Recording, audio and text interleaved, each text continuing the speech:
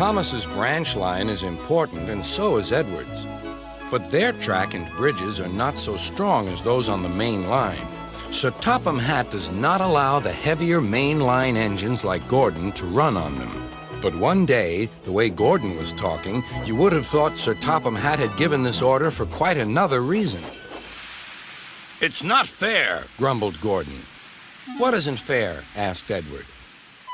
"Letting branch line diesels pull main line trains." "Never mind, Gordon. I'm sure Boko will let you pull his freight cars sometimes." Gordon spluttered.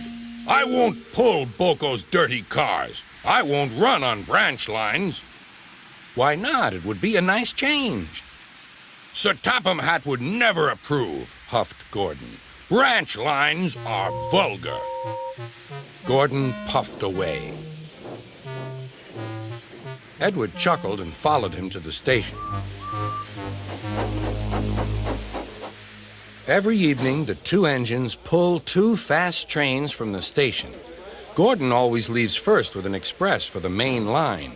Edward follows 5 minutes later with his train for the branch line.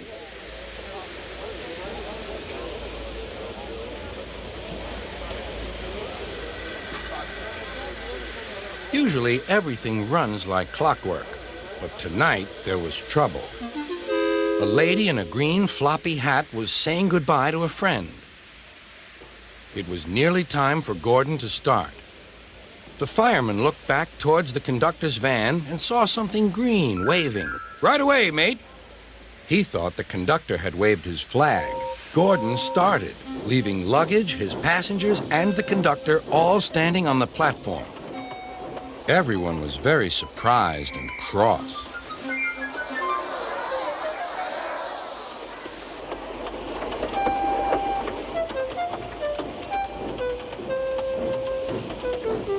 To make matters worse, by the time Gordon had been stopped and brought back, Edward was already late with his train. So now he set off first. But the signalman at the junction wasn't told about the change. By mistake, he sent Edward along the main line. Gordon was sent along the branch and arrived cold and cross on one of the sidings near the harbor.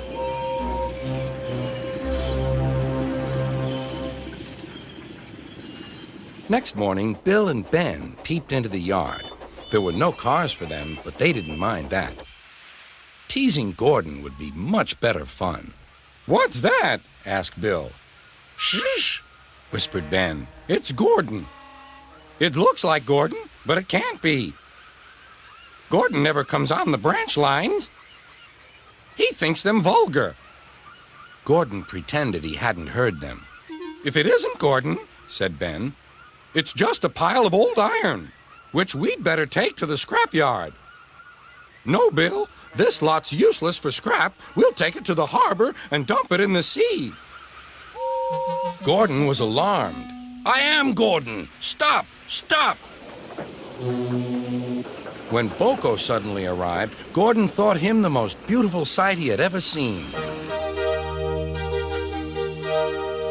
"Boko, my dear engine, save me!" Boko quickly sized up the situation and threatened to take away the cars he had brought for Bill and Ben.